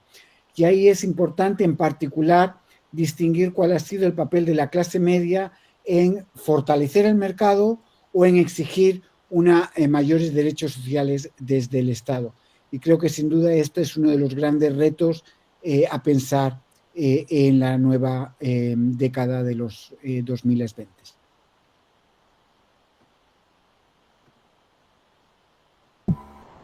Pasamos nosotros, Lau. Bueno, a ver, uno reacción y después le abro a Luisina también, digamos, porque, bueno, es en construcción, desafiante la pregunta de Laura y de Sergio, porque nos obliga a pensar algo ya por fuera del libro. A ver, ¿qué estamos pensando? Algo conversábamos en nuestros audios de 20 minutos con Luisina. Nosotras creeríamos, e incluso pensando qué va a ser nuestra agenda a los próximos tiempos, qué está haciendo, qué estamos viendo ahora, en estos momentos que no estamos ya escribiendo el libro. Hay algo del vínculo entre tecnología y políticas sociales que vemos como un tema muy pujante, y diría, y más aún en contextos de desmantelamiento, digamos, del brazo social, de una parte del brazo social del Estado y otros brazos también, digamos, ¿no? Pero de lo que nosotras conocemos. Al menos por dos razones. Entonces, dividiría esto en dos cuestiones, de una agenda que se abre o que se nos abre a nosotras. Digo, usted dirá, después no nos interesa, pero a nosotras sí nos interesa. Uno que tiene que ver con capacidades estatales y tecnología, ¿no? Digamos,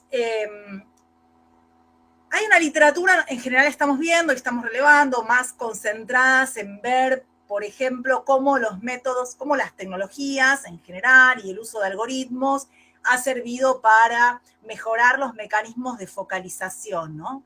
Los métodos de ultrafocalización en distintas latitudes, ¿no? Estamos viendo literatura, digamos, de distintos lados.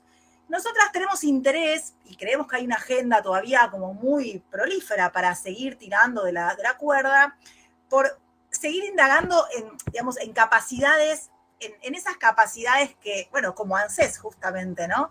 En aquellos espacios donde los organismos van construyendo legibilidad estatal, ¿no? Con la idea de ir viendo de qué manera también la sociedad contribuye en esos procesos de legibilidad estatal, pero digamos, de seguir indagando, y recién algo Diego también decía, en las capacidades de los que permitieron dar los grandes saltos de masividad y las grandes transformaciones en distintas áreas. En este caso, a nosotros nos interesan las transferencias y la política social, digamos, podría ser otras áreas de gobierno. Y digo esto porque, digamos, creemos, digamos, conversábamos antes de venir al encuentro, que todavía tiene mucho sentido mirar todo lo que fue ese proceso, ¿no? Incluso porque cuando vemos el proceso en Argentina de desmantelamiento, llamémoslo desmantelamiento estatal, que hay, bueno, mucha literatura, ¿no? Digamos, dando vueltas sobre eso. ANSES es un caso bastante emblemático, ¿no? Digamos, con lo que conversamos en el bloque anterior, pero el capital informacional, el dispositivo de intervención sistémica en la sociedad, los procesos estandarizados, incluso prescindir de los actores colectivos, como prescindía, lo hizo un organismo, digamos, de alguna manera no tan fácil de desgranar, ¿no? Como el resto de los organismos de la política social. Entonces, me parece que en ese sentido, seguir mirando las capacidades instaladas de aquellos organismos que han dado saltos digamos, en el proceso anterior, digamos, es todavía un punto interesante. Y ahí, una cosa más, antes de mencionar otro segundo punto del vínculo entre tecnología y capacidades o legibilidad, también, digamos, me parece que es interesante empezar a ver otros actores que se meten en este campo, ¿no? Acá estamos viéndolo muy incipientemente, nosotras todavía no indagamos nada sobre eso, pero digo, muy incipientemente el rol de, por ejemplo, Mercado Pago, ¿no? Como uno de los actores para pagar prestaciones de la política social, ya pagando algunas asignaciones universales. Entonces, digamos, ir viendo también cómo ese rol de otros actores, ¿no? Que comparten información, con las cuales el Estado comparte información, cuáles son los efectos de ese proceso por el cual el Estado ya no tiene solo el monopolio de ese tipo de información, sino que también la tiene con actores que por ahí tienen incluso más información que el propio Estado, digamos, cómo es ese proceso en términos de capacidades y legibilidad. Y después yo diría que nosotras pensábamos que todavía hay mucha tela para cortar, que esto recién empieza, nosotras nos empezamos a meter en la pandemia y creemos que hay que seguir también por ahí. Bueno, la relación entre tecnología y diría a nivel de los encuentros estatales, de los encuentros burocráticos, ¿no? ¿Por qué? Y lo digo al calor de la discusión sobre desmantelamiento, porque justamente los discursos de desmantelamiento acá en la Argentina, para los que no son de acá, estamos con el plan burocracia cero, con que, bueno, gran parte del discurso, por ejemplo, en el Hospital Garrahan estos días tiene que ver con el problema de la burocracia, ¿no? Más que digamos, de los trabajadores médicos, o no solo de los trabajadores médicos, sino del aumento de la burocracia. Es decir, el discurso y la narrativa y la puesta en práctica del desmantelamiento ha estado muy asociado también con el proceso de desburocratización, en el cual la tecnología es un aliado central, ¿no? Digamos, es un aliado central para correr del centro, digamos, a los trabajadores y a las burocracias. Entonces, en ese sentido, parece que es importante, digamos, retomar o pensar una agenda que mire esos encuentros, donde además la tecnología plantea un montón de virtudes que nosotros después en la práctica, cuando hacemos investigación, en la cotidianidad, en la experiencia estatal, vemos que algunas de las grandes ventajas de la tecnología, la transparencia, no sé, por ejemplo, que se nos presentó muy, muy claro a lo largo de la investigación, no era lo que percibían las personas cuando se encontraban frente a las aplicaciones, más bien en general veían situaciones de mucha opacidad, de mucha desconfianza.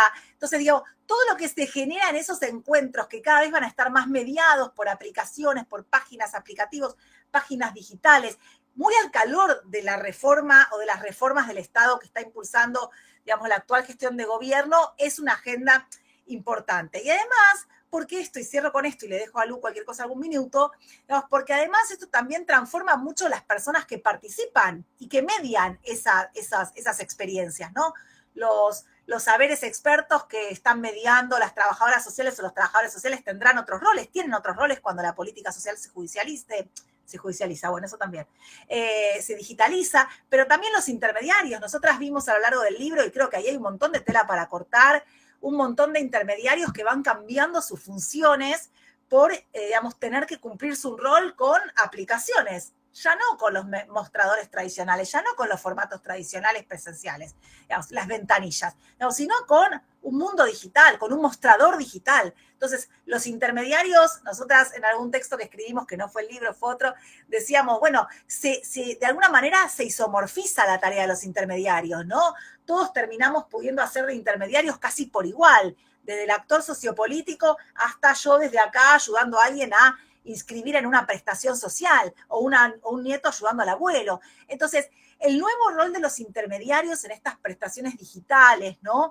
que son bien diferentes, también son, digamos, temas bien desafiantes. Entonces digo, el vínculo, para cerrar, el vínculo entre, creemos que hay una agenda grande, o vemos, estamos tratando de descubrir y de delimitar una agenda grande en términos de tecnología, diría, y políticas sociales, en dos niveles, por lo pronto, entonces, en términos de revisar capacidades estatales, capacidades que incluso vemos que hacen más difícil desmantelar algunos organismos que otros. El ritmo del desmantelamiento no es el mismo, digamos, para algunos organismos que comparados con otros. Y por otro lado, también en las experiencias estatales, que al calor del discurso desburocratizador que está tan pujante y va tan de la mano en este periodo histórico, bueno, va a cambiar cada vez más, va a moldear otro tipo de vínculos de las personas con el Estado. Así que en eso estamos. Lu, no sé si querés aprovechar un poco los últimos minutitos. Yo creo que perdí todos los derechos, ¿no? Sí, yo lo voy a seguir hablando. No, ya dijiste todo, un poco es eso, enfatizar, me parece que por ahí el desafío es tender puentes entre los estudios clásicos sobre las relaciones entre los regímenes de bienestar y las coaliciones sociopolíticas, ¿no?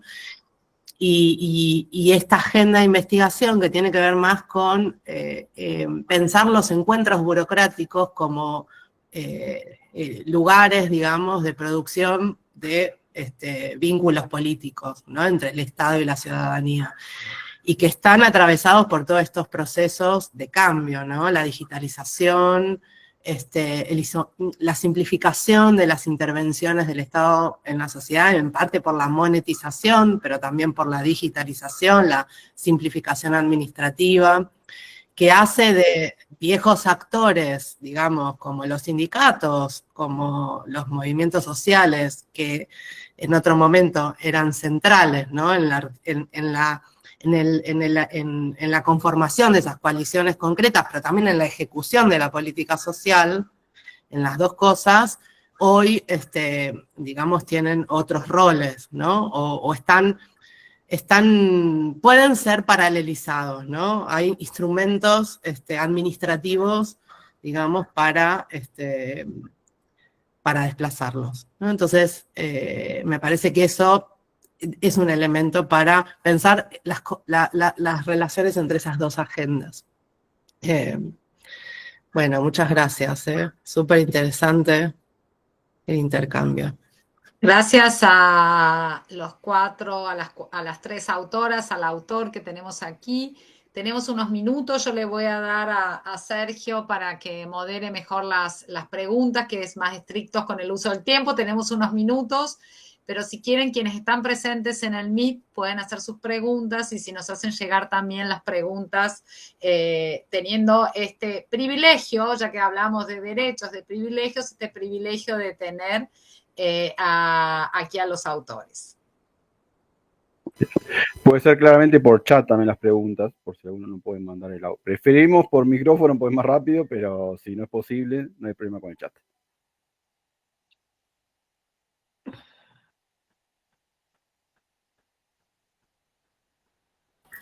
¿Puedo yo hacer una pregunta? Sí, claro. Perfecto. Mientras el resto se anima. No, me pareció interesante una cosa que dijo Luisina al principio, de que la mayoría de las entrevistas fueron por Zoom, y quería preguntarte, a Luisina específicamente, comparar ese proceso de investigación con el proceso de investigación de tu primer libro, que también fue un organismo estatal, el Ministerio de Desarrollo, y si ves que ahí la tecnología o el Zoom versus la cosa en persona fue distinta, el producto fue distinto, el proceso fue distinto. ¿Cómo reflexionarías de los dos, digamos? ¿Quieren que sumemos preguntas o sumamos? Okay.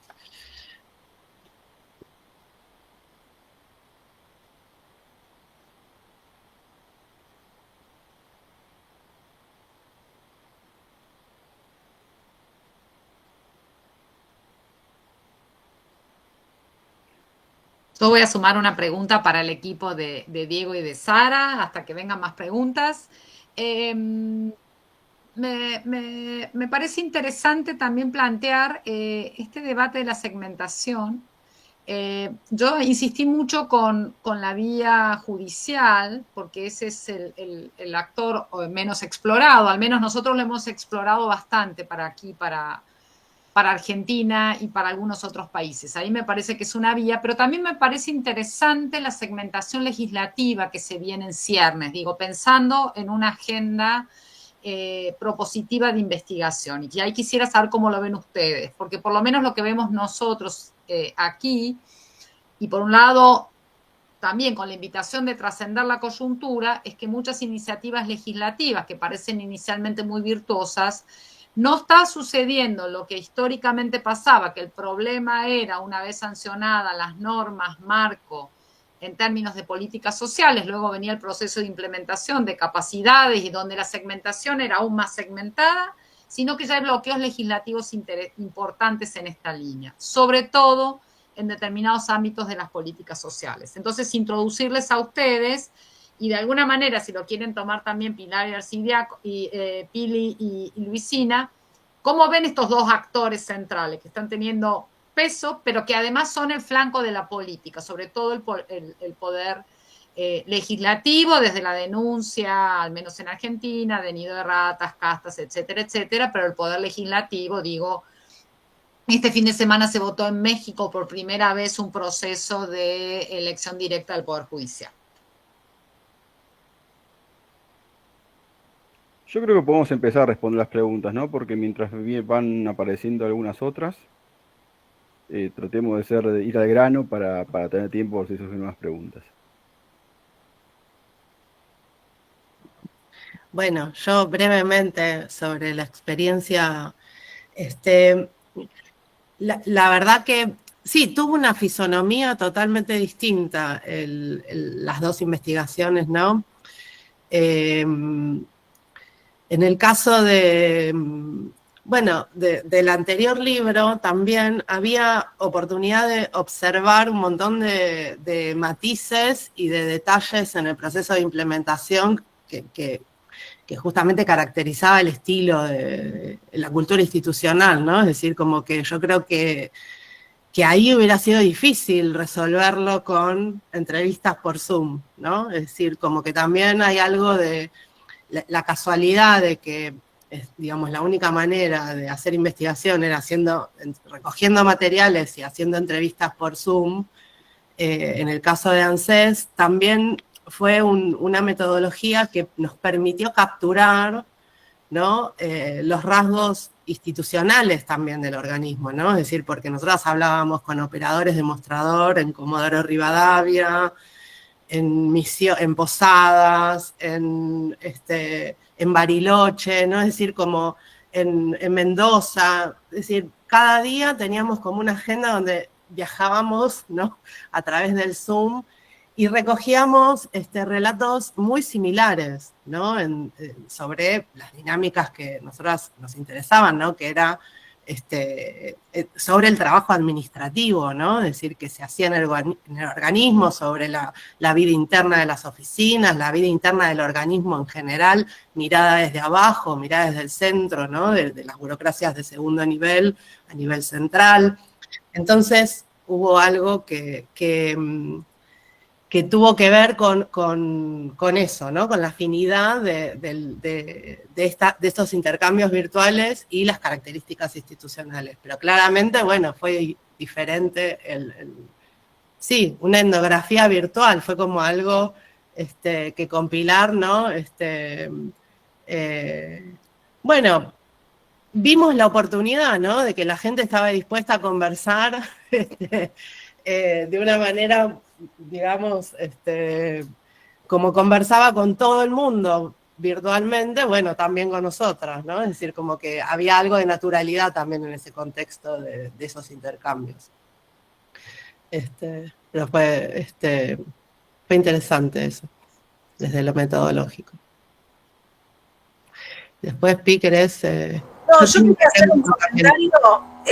un comentario retomando lo que decía Laura, también algo de lo que Sari decía que estaba investigando sobre el tema migración, digamos, porque efectivamente, y por eso retomo lo que decía Lau Pautasi hace un rato, En el caso argentino es interesante ver el rol del Poder Judicial en esos temas, porque lo que hemos visto todos estos años, e incluso no solo hemos visto, sino hemos participado acá, muchos de nosotros, o algunos de nosotros, como amicus curia en causas, o sea, nos hemos involucrado en causas judiciales de litigio estratégico, es que, digamos, mientras efectivamente ANSES en las grandes magnitudes se mueve genial, cuando se trata de algunos temas como población migrante, como población privada de libertad, el recurso sigue siendo, en el caso argentino, la vía judicial, ¿no? Entonces, también retomando un poco lo que decía Laura, seguir mirando eso, por lo pronto en las transferencias, porque los ajustes de sintonía fina en la política social, aunque sea la masiva, ¿no? Digamos, siguen siendo por la vía de los judiciales y del activismo de derechos humanos históricamente en nuestro país, digamos, sobre migrantes hay un montón, digamos, sobre también población privada de libertad, etcétera. Digo, nada más tenía que ver con ese bocadillo. Hay una pregunta ahí que están poniendo para Sara y Diego. Sí, ahí leo la pregunta, o no sé si usted va a poner, pero bueno, la pregunta Ángeles Bermúdez para Sara y Diego justamente. Quería hacer unas consultas con relación a la idea de que la expansión de la política social se produce mayormente cuando el acceso o la distribución de los beneficios se realiza de manera no discrecional. Entonces, básicamente lo que pide Ángeles y si pueden ampliar esa idea.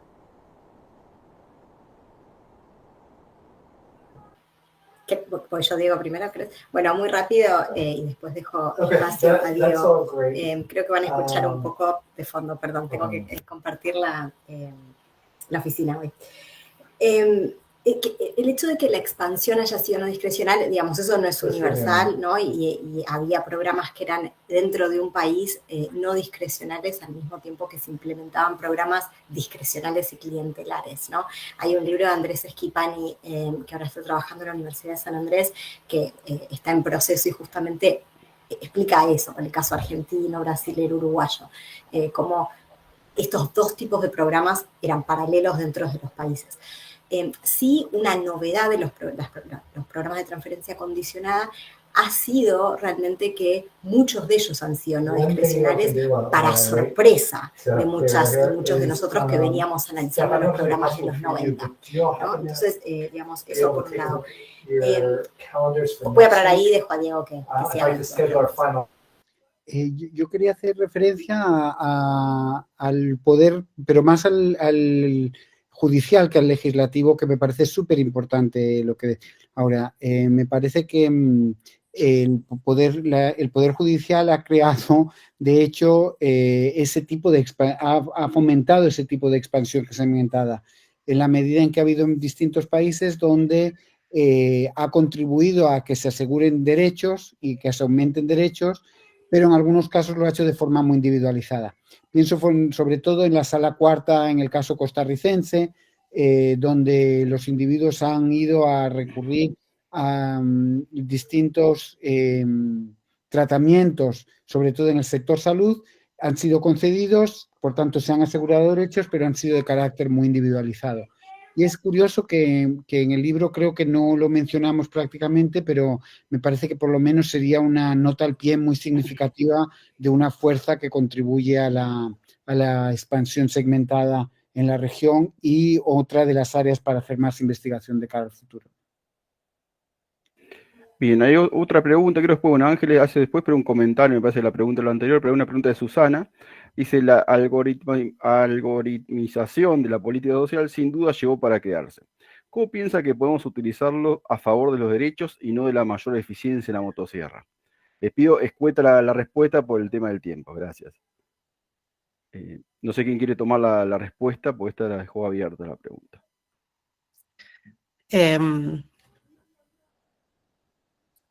Bueno, la tomo yo.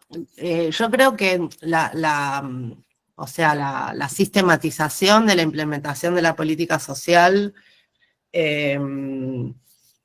sí, es un fenómeno que llegó para quedarse y que puede utilizarse para distintas cuestiones, que genera como nuevos también fardos administrativos, ¿no? La literatura sobre burocracias de calle, sobre todo, como que analiza cómo, digamos, el uso de algoritmos muchas veces termina generando rigideces, ¿no? En el proceso de implementación, incluso frente a las posibilidades de subsanar errores, ¿no? Que se siguen arrastrando y tienen efectos difíciles de remover. Eso por un lado, y por el otro lado, que las brechas digitales, ¿no? En la sociedad, que son como una dimensión de la desigualdad, ¿no? En las posibilidades de las personas para acceder a las políticas sociales. Bueno, yo no tengo un compañero, pero tengo un perro que ladra. Y bueno, las posibilidades, digamos, de las personas de acceder a la política social, digamos, digitalizada y algoritmizada, ¿no? Son diversas, ¿no? Y en parte el trabajo de intermediación empieza a tener que ver con eso, con salvar brechas digitales, ¿no? Entonces ahí también hay un cambio en la política de la política social, ¿no? Que es como un tópico que no está presente tanto en el libro, ¿no? De ustedes, ¿no? Como eje, ¿no? Por más de que uno podría decir, bueno, la segmentación que tiene que ver con los legados, yo aprovecho y meto una pregunta. La segmentación que tiene que ver con los legados de política social en los países, ¿no? Previo, también tenía, digamos, estaba asociada a cierta política de la política social. Entonces uno puede decir, bueno, que cristaliza en instituciones que después son muy difíciles de remover, pero a su vez todos estos cambios, ¿no? en las capacidades estatales de implementación y en la forma que tiene la protección social, ¿no? Que es cada vez más uniforme, ¿no? En cierto modo, ¿no? A través de las transferencias monetarias o de la monetización de la protección social, si no hay un impacto, ¿no? En esa política de la política social.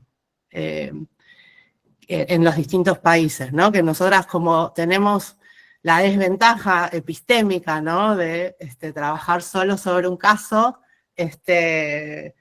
y nada, me parece súper interesante mirar, digamos, con una perspectiva más comparada, regional, cómo sucede esto, ¿no? Cómo piensan que puede evolucionar.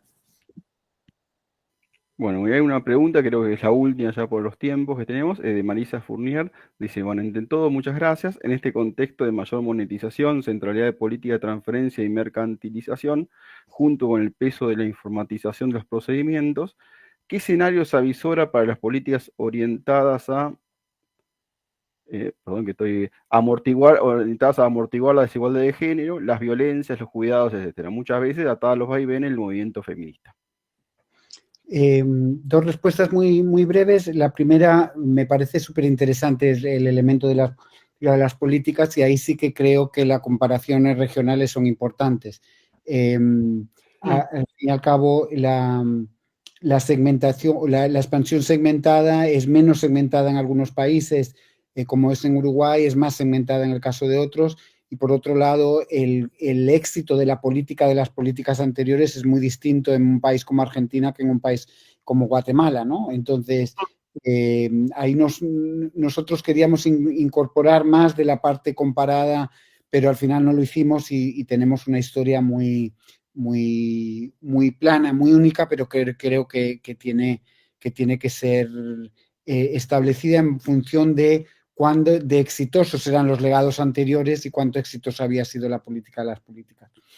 Y sobre lo que pregunta Marisa, es simplemente decir que una de las agendas fundamentales, una de las nuevas políticas de la expansión segmentada fue sin duda la política de cuidados, y que de nuevo allí hay una investigación inicial, pero cada vez más interesante, sobre cómo se ha producido en los distintos países y cómo ha sido más o menos segmentada según los casos y más o menos exitosa según los casos. Entonces, me parece que en términos de género, esa política de cuidados y cuánto está rompiendo o perpetuando algunos de los elementos de género es particularmente importante.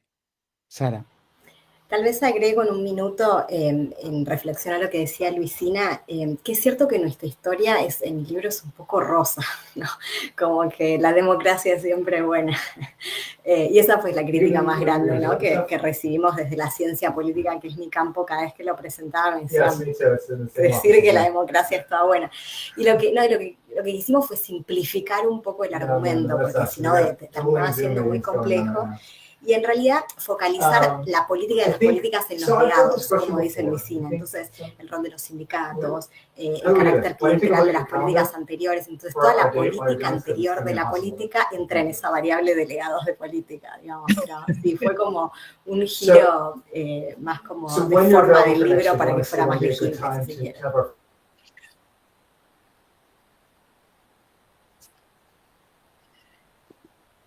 Bueno, me parece que estamos sobre la hora. No sé si Pili quiere agregar una palabra más de cierre y ya cerramos. Agradecer a Sara, a Diego, que se hayan enganchado en la idea. Ahora hablo como organizadora también, pero digamos que se hayan enganchado en la idea de meter en las agendas es difícil. Para nosotros es un esfuerzo grande sostener este diálogo y, como decía Laura, lo venimos sosteniendo con mucha alegría, de salir de la rutina de presentar un libro y monologuear a obligarnos a leer libros completos también, digamos, ¿no? A leer los libros completos y a encontrar estos maridajes que, bueno, no siempre es tan fácil. A nosotros nos entusiasmaba un montón conversar con ustedes, así que, bueno, nada, agradecerles y agradecerle a toda la gente que también está acá sosteniendo el espacio, así que esperemos que, bueno, la pieza esta después quede grabada y nos podemos apropiar y usar en nuestros espacios, el aula y todo, donde transitamos. Así que, bueno, gracias. Y gracias, Laura, gracias, Sergio, por el cuidado y el trabajo. Bueno, reiteramos el agradecimiento, estamos sobre el horario, la verdad que fue muy enriquecedor. Quiero también agradecer a las instituciones, al área de la carrera política social de la Universidad Nacional de General Sarmiento, al Instituto del Conurbano, a Sergio, que fue muy linda esta iniciativa también conjuntas de pensar mancomunadamente este diálogo, y por supuesto a la querida Nacha, María Ignacia, porque ella nos ha llevado también en esto y sostener esta línea. A todo el equipo de SPP, Derechos Sociales, Políticas Públicas, y por supuesto a los autores y las autoras. Ojalá los próximos diálogos tengamos a las otras autoras también del libro, cuando venga una próxima contribución, porque seguramente van a seguir produciendo. Quedan grabados. Y vamos también por seguir ampliando, y bueno, pronto nos preparamos para, en el segundo semestre, el 7º diálogo entre libros de políticas sociales. Un placer y hasta pronto. Muchas gracias, hasta pronto.